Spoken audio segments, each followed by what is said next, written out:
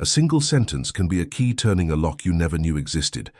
For Sofia Ramirez, a 24-year-old waitress who had crossed borders to escape poverty in rural Mexico, now drowning in her mother's mounting medical bills. That sentence was a simple observation.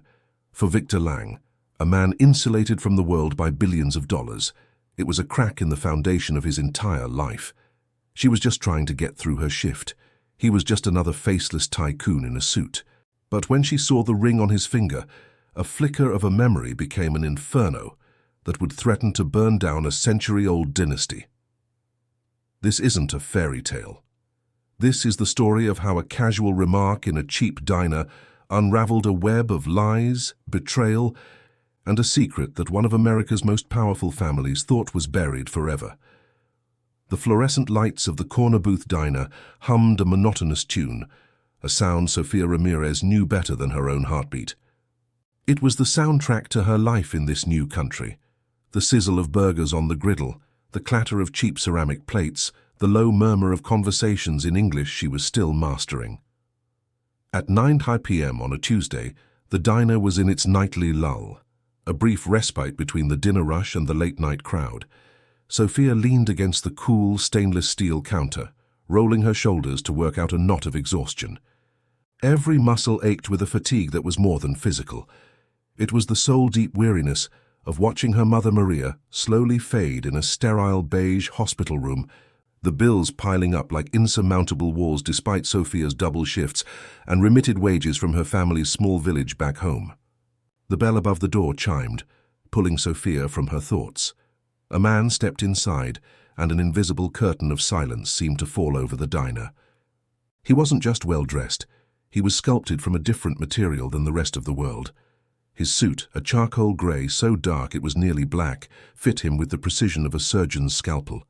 His shoes gleamed even under the diner's grimy lights. He had the kind of quiet, absolute confidence that doesn't need to be announced. It simply is. The few remaining patrons instinctively lowered their voices. He chose a booth in the corner, sliding onto the cracked vinyl seat with an economy of motion. Sofia grabbed a menu and a glass of water, her professional smile pasted on despite the accent that still drew curious glances. "Welcome to the corner booth. Can I get you started with something?" The man didn't look at the menu. His eyes, a startlingly clear shade of blue, met hers for a brief dismissive moment. "Just coffee, black." His voice was low and resonant, a cello in a room of tin whistles. "Coming right up," Sofia said, retreating to the counter. Her friend and fellow waitress, Mia, sidled up to her. "Get a load of Mr. Moneybags. Thinks he's too good for a menu. $10 says he's Victor Lang." Sofia frowned as she poured the coffee. "Who?" "Victor Lang. Lang Enterprises Global. They own half the downtown skyline. My uncle used to weld on one of their sites before he got laid off. That guy's picture is in the business section every other week. They say he's ruthless. Turned his family's millions into billions before he was 30. Sofia glanced over at the man. He was staring out the window, his profile sharp and severe against the neon-lit street. He looked less like a businessman and more like a predator resting between hunts. She picked up the cup and saucer.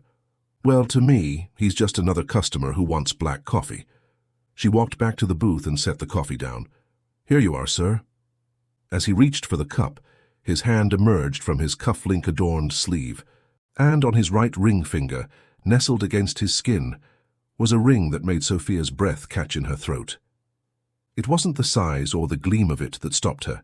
It was the design, an intricate masculine signet ring made of pale, buttery gold.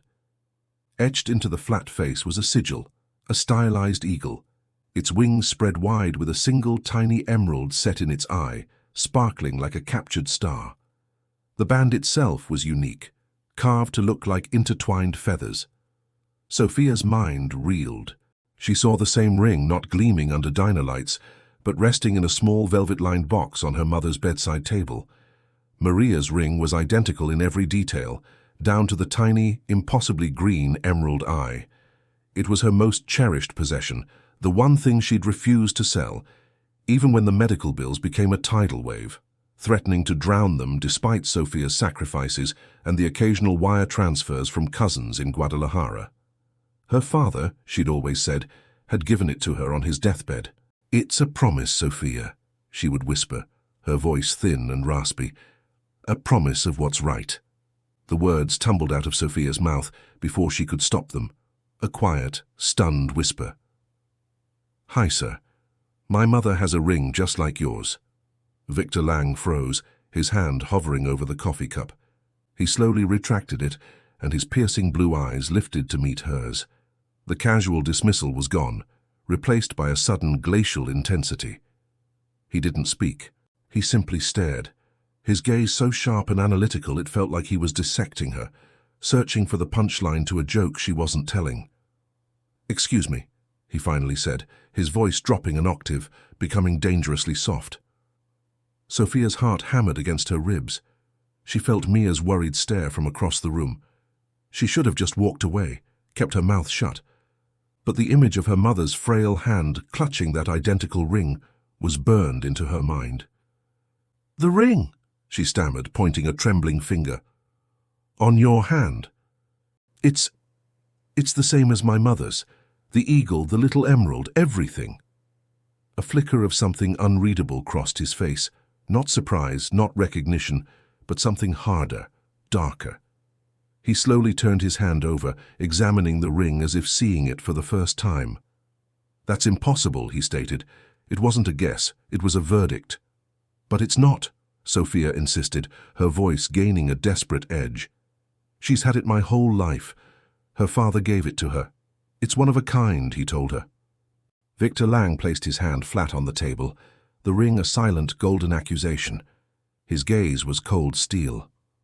"This ring," he said, enunciating each word with chilling precision, "has been in the Lang family for over 100 years. It was custom-made for my great-grandfather, Elias Lang. There is no other. There has never been another. You are mistaken." The finality in his tone felt like a slap. He was calling her a liar, or worse, a fool. The injustice of it, piled on top of her exhaustion and fear for her mother, ignited a spark of defiance in her. "I'm not mistaken," she said, her voice low but firm. "I've held it in my hands 1,000 times. I know every detail on it. I could draw it from memory." He leaned back, a faint, condescending smile touching his lips. It didn't reach his eyes. "A fascinating story. What is your name?" "Sophia. Sophia Ramirez." "Well, Miss Ramirez," he said, picking up his coffee cup and taking a slow, deliberate sip. "Your mother is either a liar or a thief, because the only way she has a ring like this is if it's the one that was stolen from my family 50 years ago." He set the cup down with a soft click. The sound echoed in the sudden silence of Sophia's world. Stolen. The word hung in the air, thick and poisonous. Her mother, the gentlest, most honest person she knew, a woman who had fled corruption in Mexico only to face new hardships here, a thief. The accusation was so absurd, so vile, it was like being told the sun rose in the west. Victor Lang reached into his suit jacket, pulled out a slim leather wallet, and extracted 3 $100 bills, placing them on the table. It was more than she made in 2 shifts. It was an insult, a dismissal. "For the coffee and your time," he said, his eyes already looking past her toward the door. He stood up, the power of his presence filling the small booth. He was already gone, moving on, leaving her in the wreckage of his words. As he walked toward the exit, Sophia found her voice. "She's not a thief." He paused at the door, his back to her. He didn't turn around, but his voice carried clearly across the quiet diner. "Then prove it." The bell chimed again, and he was gone, leaving Sophia standing in the middle of the corner booth, her heart pounding, the hum of the lights now sounding like a scream. The 3 crisp bills on the table felt like blood money. She hadn't just served coffee to a billionaire. She had stumbled into a story, his story, and in doing so she realized with a cold dread she may have just endangered her own. The drive to the hospital was a blur of traffic lights and the anxious thumping of her own heart. Victor Lang's words echoed in her head. A liar or a thief. It was preposterous. Maria Ramirez was a woman who would walk back into a store to return a few cents of extra change, even in a language not her own. The accusation was a poisoned dart, and Sophia felt its venom spreading through her. She found her mother sleeping, her face pale and sunken against the pristine white of the hospital pillow. The ever-present beep of the cardiac monitor was a fragile, rhythmic reassurance. On the small bedside table, next to a glass of water and a well-worn book of Spanish poetry, sat the small, dark blue velvet box. With trembling hands, Sophia picked it up. The velvet was worn smooth in places. She opened the lid. There it was, the pale gold ring catching the low light from the hallway, the eagle with its proud spread wings, and the eye a tiny emerald that seemed to hold a universe of secrets. It was identical.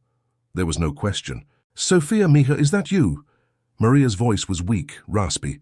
Sophia quickly shut the box and turned, forcing a smile. "Hey, Mama, I didn't mean to wake you. Your late rough shift."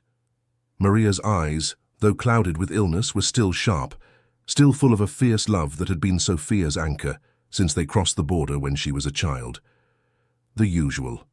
Sophia couldn't bring herself to tell the truth. How could she voice such a monstrous accusation to this frail woman? "How are you feeling?" "Like I've been run over by a very slow, very expensive truck," Maria said with a weak smile. The doctors were in. More talk of options. It all sounds the same. She shifted in the bed, wincing, and her eyes fell on the box in Sophia's hand. Her expression changed. The weariness was replaced by a familiar, guarded look. "You were looking at the ring." Sophia hesitated. "I was just thinking about it. About Papa." Maria's hand, thin and crisscrossed with blue veins, reached out and she patted the mattress beside her. Sophia sat down. "Your grandfather," Maria corrected gently, as she always did. "It was my father who gave it to me, not yours."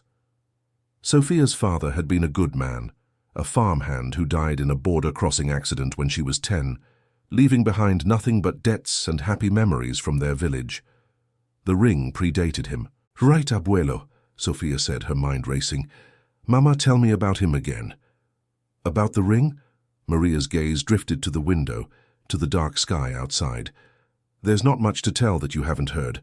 My father Mateo was a quiet man, a brilliant man, an engineer. He worked for a big corporation back in the States after we immigrated. He said the ring was payment for a promise that was broken by powerful men." "What kind of promise?" Sophia pressed, trying to keep her voice casual. "He never said, only that it was about recognizing what was right. He made me swear to never sell it, to keep it safe. He said, one day it might be the only proof we have." "Proof of what?" A flicker of fear, real and raw, crossed Maria's face. She looked at Sophia, her eyes pleading. "Leave it be, Sophia. It's an old story, a sad story. It has nothing to do with us anymore. Some doors are best left closed." "But, Mama, what if someone else has a reason to open that door?" The words were out before she could stop them. Maria's grip on her hand tightened. "What do you mean? What happened?" Sophia saw the spike on the heart monitor and cursed herself. "Nothing. It's nothing. Just a stupid thing at work." She couldn't burden her mother with this, not now. She needed to protect her. But the seed of doubt had been planted, a promise that was broken by powerful men. Who were they? And what did any of it have to do with Victor Lang? Miles away in a penthouse apartment that seemed to float above the city, Victor Lang stood before a floor-to-ceiling window. The city lights spread out below him like a carpet of scattered diamonds. He held a glass of scotch, the amber liquid untouched. He hadn't been able to shake the encounter at the diner. The girl, Sophia Ramirez, her wide, honest eyes darkened by an accent and a life of struggle, her absolute certainty. "My mother has a ring just like yours." It was ludicrous. And yet... He walked over to a heavy mahogany desk and switched on a green-shaded lamp. From a locked drawer, he retrieved a leather-bound folio, the Lang Family Archives. It was a curated, sanitized history, of course, but it was all he had. He opened it to the section on family heirlooms. There on a yellowed page was a photograph of the ring. His ring. The description was clear. The eagle signet, commissioned in 1922 by Elias Lang, forged by artisan Jacques Moreau of Paris. Unique design, symbol of the Lang family's soar from the ashes of the 1921 financial panic. Sole ownership passed down to the male heir of each generation. His father had given him the ring on his 21st birthday. "It represents our ascent," he'd said, his voice thick with pride. "We always rise. Never forget that." Victor's phone buzzed on the desk. He glanced at the screen. "Evelyn Hart," he answered. "Hart, you're still up," came a crisp, no-nonsense voice. Evelyn Hart was more than his lawyer. She was his fixer, the executrix of his will, and the keeper of his secrets. "Something has come up," Victor said, his voice tight. "I need you to run a background check, discreetly." "Another hostile takeover?" "A person. Her name is Sofia Ramirez. She works at a diner on 6th Street called the Corner Booth.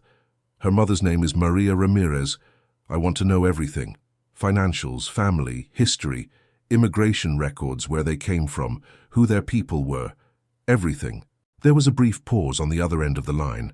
Evelyn was too professional to ask why, but he could feel her curiosity. "Is this a personal or professional matter, Victor?"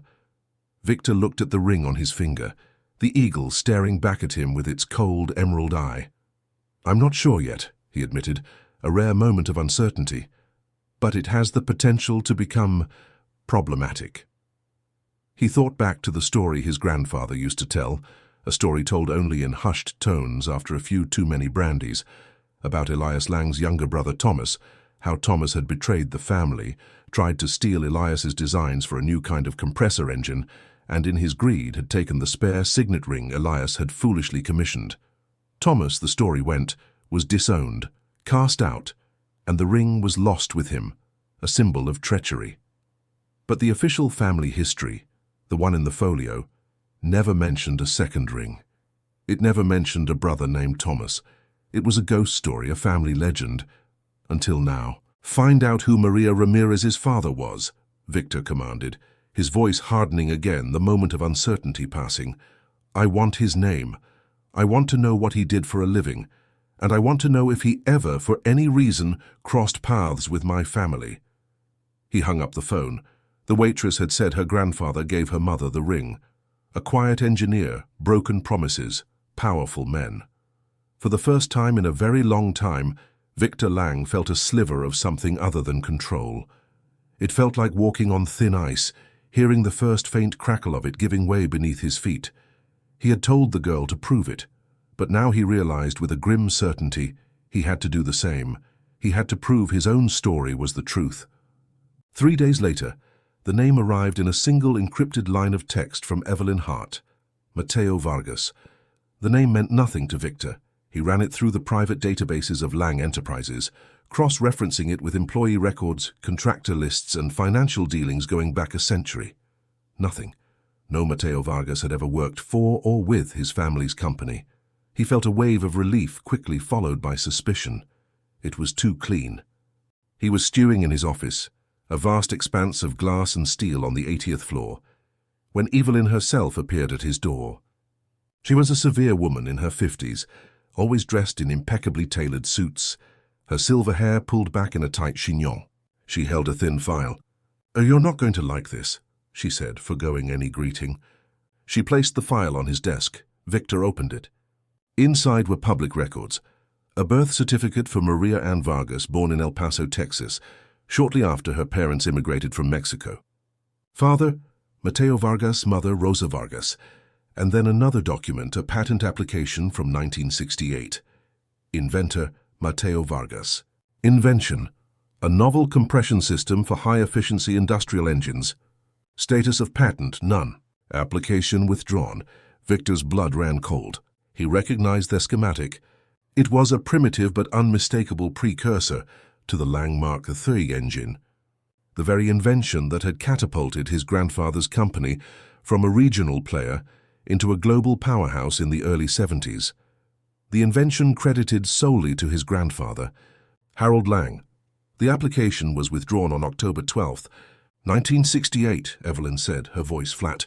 According to banking records I accessed, on October 14th, 1968, Mateo Vargas made a one-time cash deposit of $50,000 into his savings account, a significant sum for an immigrant engineer at the time. He quit his job a week later, moved his family further west and never worked in engineering again. He died of a heart attack 6 years later, at the age of 42. The pieces clicked into place with sickening clarity. A non-disclosure agreement, a cash payoff, a brilliant idea bought and buried under the Lang name. "So he was bought off," Victor said, the words tasting like ash. "My grandfather stole his invention and paid him to keep quiet." "It appears that way," Evelyn confirmed. The $50,000 was likely positioned as a consulting fee to keep it legal. There's no paper trail linking it directly to the patent. Of course, your grandfather was meticulous. "And the ring?" Victor asked, looking at his own hand. "That," Evelyn said, "is where it gets strange. I found the jeweler who bought the assets of Moreau Fils of Paris. Their codes are ancient, but their ledgers were, like your grandfather, meticulous. In 1922, Elias Lang commissioned 2 identical eagle signet rings. He paid for both. There's a note in the margin in the artisan's hand." She slid a translated copy across the desk. It read, "One for the architect, one for the sentinel. May they soar together, 2 rings." The family ghost story wasn't astery. It was true. His great-uncle Thomas existed. "So Vargas didn't steal the ring?" Victor murmured, thinking aloud. "Thomas Lang, the disowned brother, must have given it to him. But why? As a thank you, a token for a friend, or something more?" The puzzle was no longer about a simple diner waitress. It was about the very bedrock of his family's legacy. It was built not just on a scent, but on a lie. The knowledge was a corrosive acid in his gut. He had to speak to her again. Sophia was wiping down the counter at the end of another grueling shift when the bell on the door chimed. Her heart sank. It was Hashim. Victor Lang didn't enter the diner this time. He stood in the doorway, thesity lights framing him like a dark halo. He was dressed more casually in dark trousers and a cashmere sweater, but he still radiated an unapproachable aura of power. "Miss Ramirez," he said, his voice quiet but carrying, "I need to speak with you." Mia shot her a nervous look. "Sophia, you don't have to." But Sophia knew she did. She untied her apron and hung it on its hook. "It's okay. I'll be right back." She stepped out into the cool night air. The street was loud with the sounds of the city, a stark contrast to the tense silence that fell between them.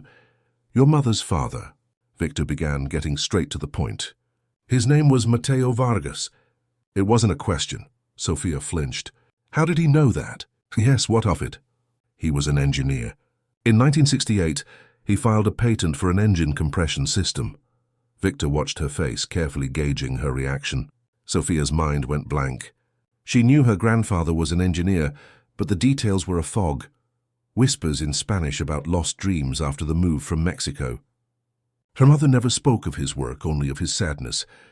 "I don't know anything about that," she said honestly. "I think you do," Victor countered, his voice sharp with impatience. "Or your mother does. My grandfather, Harold Lang, launched an engine based on an identical design a few years later. It made my family a fortune. Vargas withdrew his patent and accepted a cash payment. This isn't about a stolen ring anymore, is it, Ms. Ramirez? This is about our shakedown. Is that your plan? Use this old story to leverage a payday for your mother's medical bills, and maybe a green card loophole." The accusation was so cynical, so cruel. It knocked the air from her lungs. Tears of pure rage and frustration sprang to her eyes. "How dare you?" she whispered, her voice shaking with her accent thickening in anger. "You stand there in your $1,000 waiter looking down on us. My mother is fighting for her life after giving everything to come here for a better chance.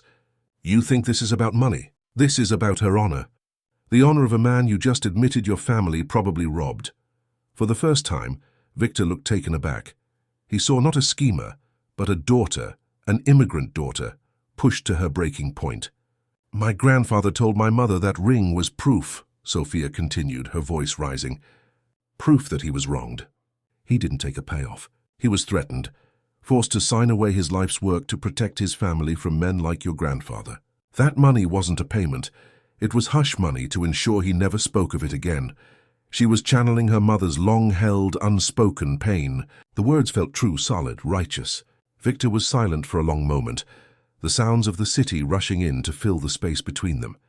His own certainty was eroding, replaced by the disquieting possibility that the waitress's version of the story, a tale of threats and coercion, was closer to the truth than the sanitized version of a simple business transaction he had constructed.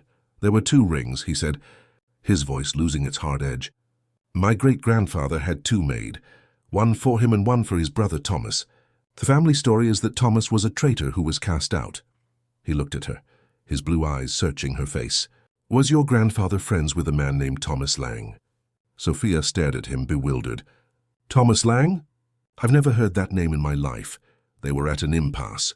2 families, 2 rings, and 2 completely different histories that intersected at a single disputed point in the past. One story of a clean, if ruthless, business deal, another of theft and intimidation, and at the center of it all a ghost named Thomas Lang and a ring that was supposed to be a promise. My mother has the ring, Sophia said, her resolve hardening. You have your story. I have mine, and I'm going to find out which one is true. Victor gave a single sharp nod. The condescension was gone, replaced by a grudging respect. So am I.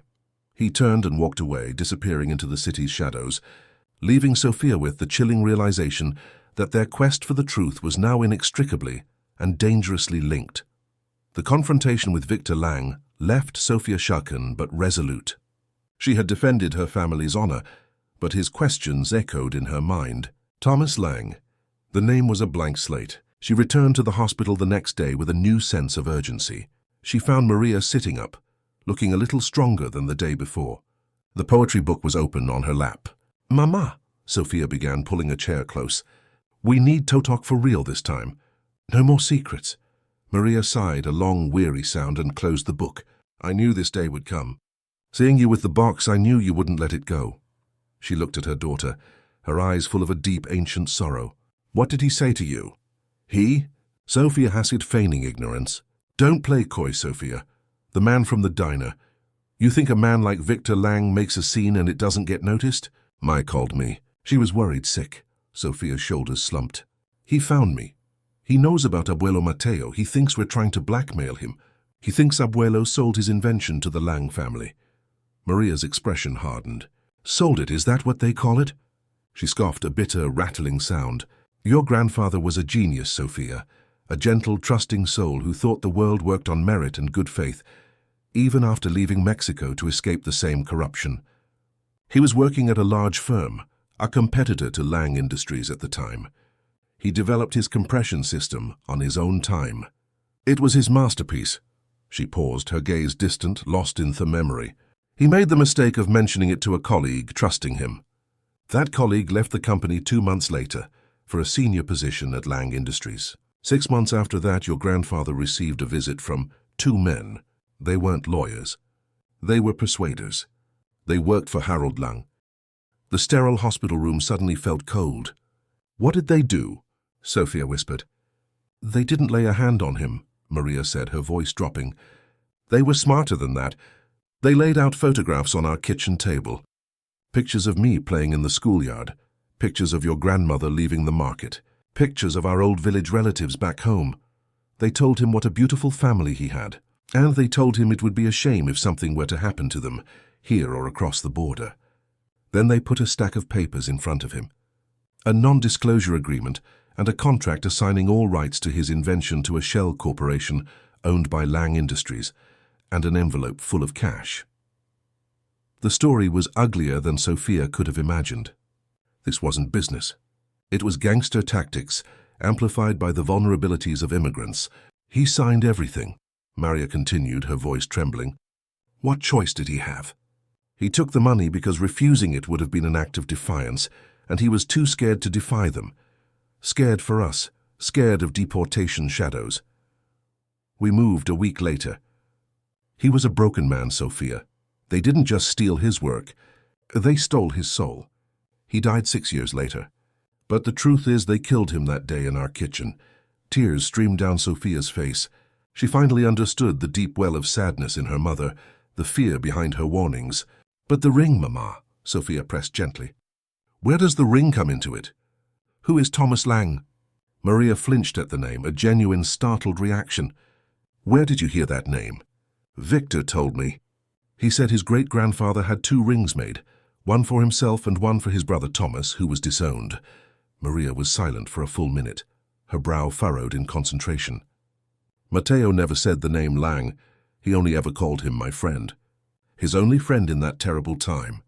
She began to account a different part of the story, one she'd never shared. After Matteo was forced out, he fell into a deep depression. But one man sought him out, a man who introduced himself only as Thomas. He was a drifter, an outcast.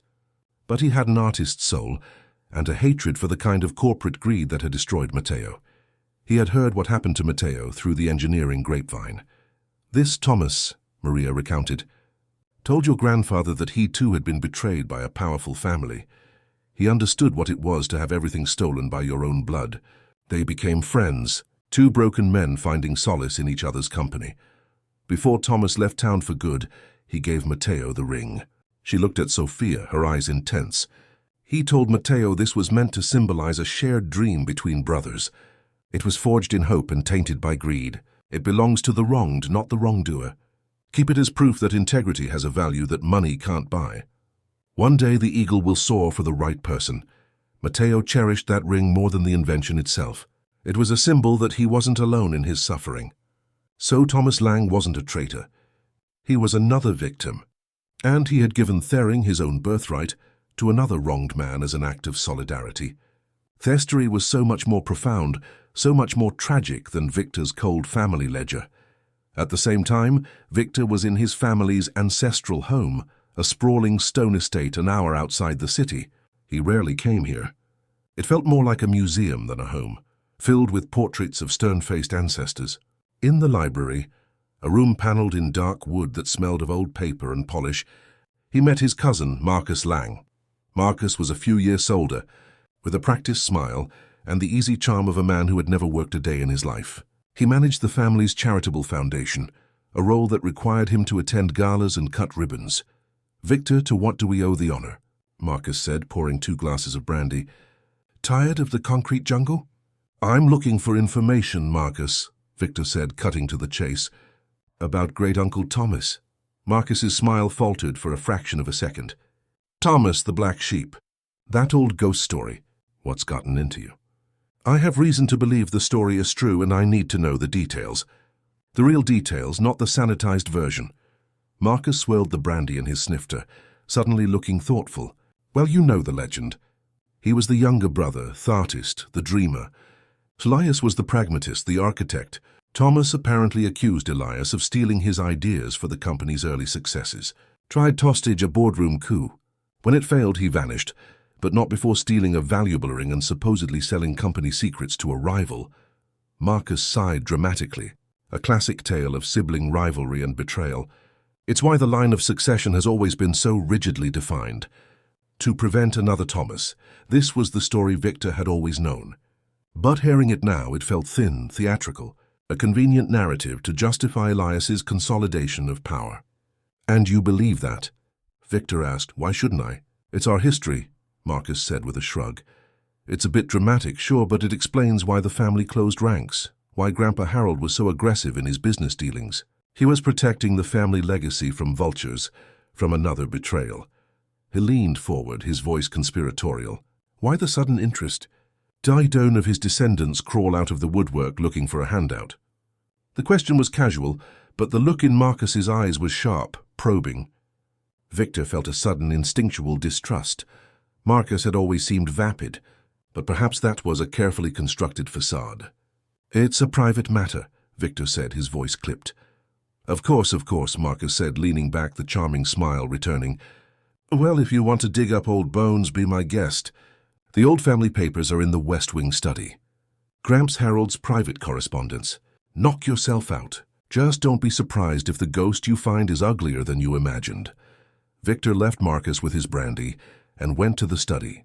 The room was dusty, unused for years. He found the boxes of letters tied with faded ribbon. For hours he sorted through them, reading his grandfather's elegant cursive script. Most of it was business, but then he found a series of letters from the late 1960s, addressed to his grandfather's head of security. The content made him feel ill. There were updates on the surveillance of a man named Matteo Vargas, reports on his daughter's school schedule, his wife's daily routine, even mentions of extended family in Mexico. And then a final chilling memo. Subject Vargas has been neutralized. Asset secured. He is no longer a threat. Neutralized. Asset secured. Sofia Ramirez's story was true. It was all true. His family's fortune was built on theft and cemented with threats. Threats that preyed on immigrant fears. The weight of the discovery was crushing. But as he continued to sift through the papers, he found something else. Something that didn't fit either his story or Sofia's. It was a single folded note, separate from the letters tucked into the back of a ledger. It was in his grandfather Harold's handwriting, but it was frantic, almost illegible, he knows. Found him. Thomas is the key. Must protect the name. The note was undated. Who was he? And who was our Marcus? It seemed too convenient. And what did it mean? Thomas is the key. Thomas was supposed to be a ghost, a long-vanished traitor. But this note, written decades after Thomas's disappearance, spoke of him as a present, active threat.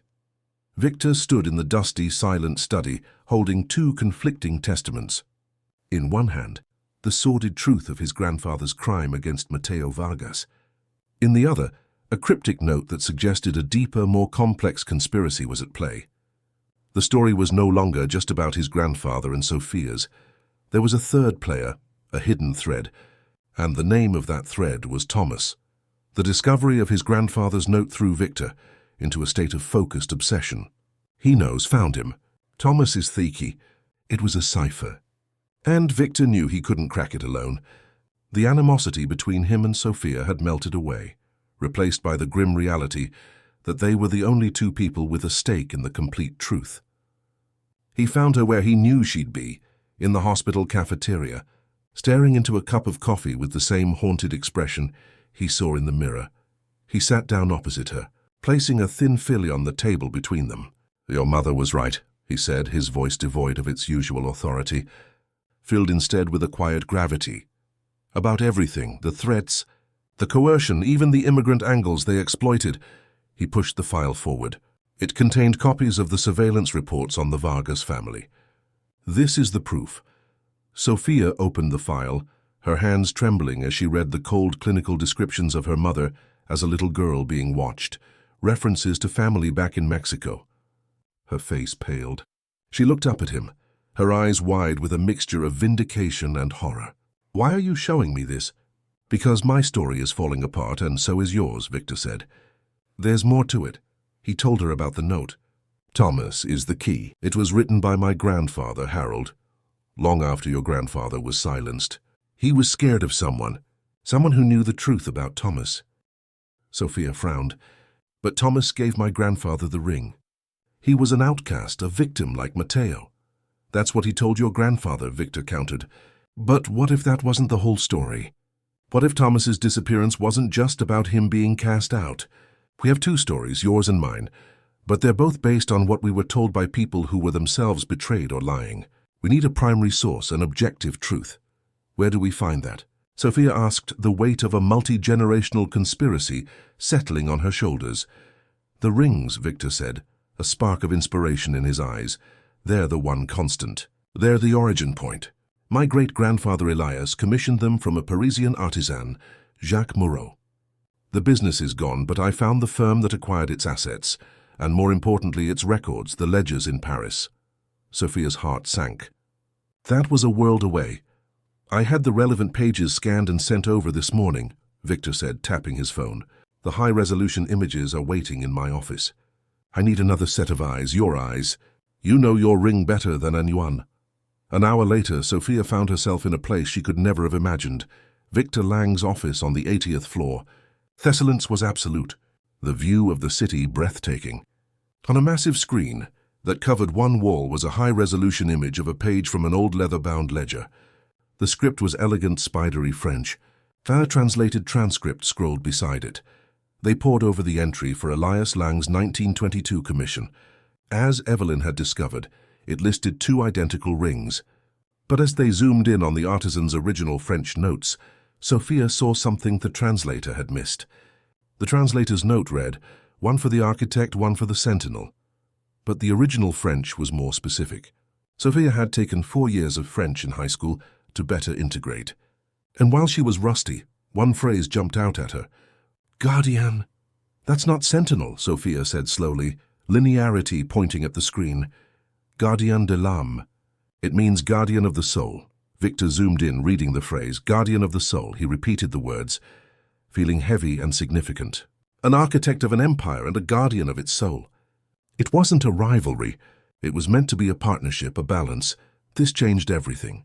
Elias and Thomas weren't meant to be competitors. They were meant to be two halves of a whole. The story of Thomas's betrayal was a complete fabrication. As they scanned further down the page, Victor noticed a small annotation next to the entry, added in a different hand and with different ink. "It was dated 1945. What's this?" he murmured, enlarging the note. The French was spidery and difficult to read. "Reçu Thomas Lang," the note began. Victor translated haltingly. "Received a letter from Mr. Thomas Lang. He asks for a modification to the second ring, to the inside of the band. He is no longer a Lang. He is something else." Victor and Sophia exchanged a look. "No longer a Lang," Sophia whispered. "He changed his name," Victor realized. "When he was cast out, he abandoned the family name entirely." The note continued, "Inscrire Matteo." "He asked me to inscribe a name," Victor read, his voice catching on the name. Sophia gasped, her hand flying to her mouth. "Matteo, my grandfather's name. But this was in 1945. My grandfather wouldn't have met Thomas for another 20 years. It's not your grandfather's name," Victor said, a sudden, shocking realization dawning on him. He typed furiously on his keyboard, pulling up his family's genealogy records, going back further than he ever had before. His fingers flew, his mind racing. He found his great-grandfather Elias Lang, then his great-grandmother Beatrice, and then he found her family tree. Her maiden name was Harlan, and her father, Elias's father-in-law, his name was Matteo Harlan, a wealthy railroad magnate who had bankrolled Elias's early ventures, who had died in 1944. The truth hit them both like a physical blow. "The inscription wasn't for my grandfather," Sophia breathed, piecing it together. "The ring. It wasn't for two brothers to share. It was for a father and son. Elias Lang and his son Harold, my grandfather." "No," Victor said, his eyes wide with the horrifying clarity of the truth. "Elias didn't have a son named Harold in 1922. His son Harold was born in 1925. In 1922, Elias Lang had one child, a son born in 1905, his firstborn son." He clicked one last time, and a black-and-white photograph filled the screen.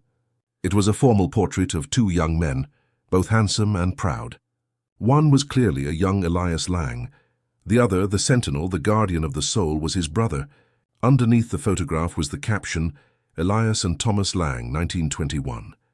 And beneath that, in the official genealogical record, was the final devastating piece of the puzzle. The entry for Thomas Lang listed his full name. Thomas Matteo Lang. Thomas was the Matteo the ring was inscribed for. It wasn't a memorial to his father-in-law. He was reclaiming his middle name, the only part of his identity his brother couldn't take from him. The twist was so profound, so complete, that the room fell silent. The entire family history was a lie. Thomas wasn't the younger brother. Based on his birth year, he was the older brother. He should have been the heir. Elias was the younger son, the architect, and Harold Lang, Victor's grandfather, wasn't Elias's only son. He was the second son. Thomas was Elias's firstborn. No, wait. Victor looked at the birth dates again. Thomas born 1905. Harold born 1925. That couldn't be right. They weren't brothers. Elias and Thomas were brothers, but Harold wasn't Thomas's brother. He was his nephew. The story they'd been chasing was wrong. The players were wrong. Sophia's grandfather hadn't met a random outcast. He had met Thomas Matteo Lang, the true disinherited heir to the Lang fortune. And Thomas hadn't given him a token of solidarity. He had given him the ring, his own ring inscribed with his own name, for safekeeping. It was a piece of evidence, a dormant claim to an empire. And Harold Lang, Victor's grandfather, hadn't just stolen an invention from Matteo Vargas. He had done it to suppress a man who had been in contact with the one person on earth who could challenge his own father's, and therefore his own legitimacy, his uncle Thomas Lang. The note, he knows. Found him. Thomas's Thiki, snapped into focus. He was Mateo Vargas, was likely Marcus's father or grandfather, another part of the conspiracy. And Thomas was the key because Heist's existence and his connection to Vargas threatened to unravel the foundationally upon which Harold Lang's entire life and fortune were built. They hadn't just silenced an inventor, they were silencing a witness. The truth pieced together from the artisan's ledger was more corrupt than they had ever imagined. Thomas Mateo Lang, the rightful heir, had been systematically erased from history. Victor's grandfather, Harold, had silenced Mateo Vargas not over a simple invention, but to bury the foundational lie of their family's power. It became terrifyingly clear that Victor's cousin, Marcus, knew this dirty secret and was positioning himself to use it as a weapon in a corporate power play. There was only one place to force a reckoning: the annual Lang Foundation Charity Gala, Marcus's personal stage. For Sophia, her mother's presence was non-negotiable. This fight was no longer just about uncovering the truth. It was about delivering justice. And for that to happen, the victim's voice had to be heard. The grand ballroom glittered with false brilliance, a perfect setting for the unmasking. Marcus was in his element, the charming, benevolent host. That was until he saw Victor and Sophia cutting a path directly toward him. His practiced smile became a brittle facade. "Marcus," Victor began, his voice low and cold, cutting through the pleasantries. "The games are over. We know about Thomas Mateo Lang, the true heir," Marcus scoffed, preparing a condescending dismissal. "Victor, you've clearly been listening to fairy tales from a—" He was cut off by a woman's voice, weak but amplified by a microphone that sliced through the ballroom's polite chatter. "His fairy tale cost my father his life." A hush fell over the room. All eyes turned to the entrance, where Maria Ramirez sat in a wheelchair, her gaze locked on Marcus with an intensity that defied her frailness. "Harold Lang destroyed my father because he was friends with the honorable man your family threw away," Maria declared. "My father was forced to keep your secret. I will not." As gasps rippled through the stunned crowd, the massive screens on stage, meant to display photos of the Foundation's good works, flickered. Sophia held up her phone, and the damning image from the Parisian ledger filled the screens for all to see. The entry detailing the commission for 2 rings, and the name to be inscribed within the second, Mateo trapped. Marcus stared from Maria's accusing face to the irrefutable proof on the screens. He was cornered by a ghost from the past, and evidence set in stone. Victor stepped forward, his voice ringing with chilling authority. "My family's legacy is built on a lie," he announced to the captive audience. "A lie my grandfather silenced a man to protect, and a lie my cousin," he turned, pinning Marcus with a glare, "planned to use for his own personal gain." The public accusation pushed Marcus over the edge. His carefully constructed composure shattered into pure, unrestrained rage. "You fool, Victor," he hissed, forgetting the live microphone just inches from his mouth. "I was trying to protect us. I knew the truth and I kept it buried. You and your pathetic little immigrant waitress have ruined everything." The confession, amplified for all to hear, echoed in the dead silence of the ballroom. In a single self-incriminating breath, Marcus had confirmed a century of corruption and authored his own spectacular downfall. He stood alone, exposed under the glittering chandeliers, the king of a corrupt castle that had just crumbled to dust around him. The aftermath of the gala was a whirlwind of headlines and resignations. The Lang dynasty was shaken, but in the ensuing quiet it was being reborn, not broken. Weeks later, in a sun-drenched private hospital suite, a fragile peace had settled. Maria Ramirez, looking out over a green garden, had a light in her eyes that Sophia hadn't seen in years. The weight of a lifetime of secrets had finally been lifted. Victor Lang entered the room quietly, no longer an untouchable tycoon, but a man humbled by the truth. He didn't offer empty apologies. Instead, he placed a leather-bound document on the table beside Maria's bed. "The Thomas Mateo Lang Foundation," he said, his voice steady and sincere. "It will exist to fund independent inventors and artists my family tried to crush, especially those from immigrant backgrounds. A significant portion of my family's fortune will serve as its endowment, with the estate of Mateo Vargas as its first honorary beneficiary." Tears welled in Sophia's eyes. It was more than restitution. It was justice forged into a new legacy. Maria simply reached out and placed her hand over Victor's. "You have honored him," she whispered. "You have honored them all." Victor then looked at Sophia, pulling his own eagle ring from his finger and placing it next to the one that had started it all. The two rings, twin flames of pale gold, lay side by side, finally reunited. "One for the architect, one for the guardian," he said, his gaze locking with hers. "I can rebuild the company, but it has been missing its soul for a century. Help me bring it back, Sophia." It was an offer not of money or power, but of purpose. Looking at the two ring symbols of a promise finally kept, Sophia saw a clear path forward. "Yes," she said, her voice firm and her heart full. "Let's give them a legacy to believe in." A single sentence in a late-night diner set in motion a chain of events that rewrote history. Sophia Ramirez, an immigrant waitress who fought for her mother's honor, proved that the truth, no matter how deeply buried, has a power that no fortune can suppress. And Victor Lang, a billionaire trapped in a gilded cage of lies, discovered that true wealth isn't about what you inherit, but about the integrity you choose to build. Their story reminds us that every family has its secrets, and that it sometimes takes the courage of an outsider to bring the truth to light, allowing the eagle to finally soar from the ashes. If this story of truth, justice, and the incredible power of one person's voice moved you, please give this video a like and share it with someone who appreciates a story that's more than just fiction. Don't forget to subscribe to our channel for more true-life dramas that will stay with you long after the screen goes dark. Click that notification bell so you never miss an upload. Thank you for listening.